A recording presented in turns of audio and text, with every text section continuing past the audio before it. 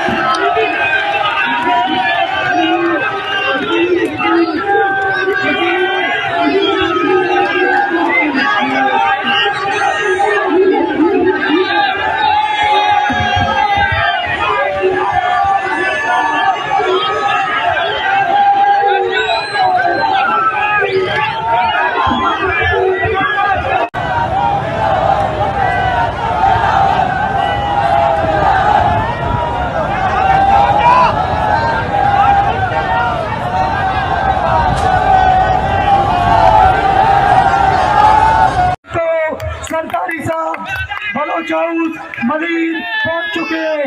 हम बिलावल भुट्टो सरदारी साहब को खुशामदीद कहते हैं। चेयरमैन जनाब बिलावल भुट्टो सरदारी साहब को खुशामदीद कहते हैं।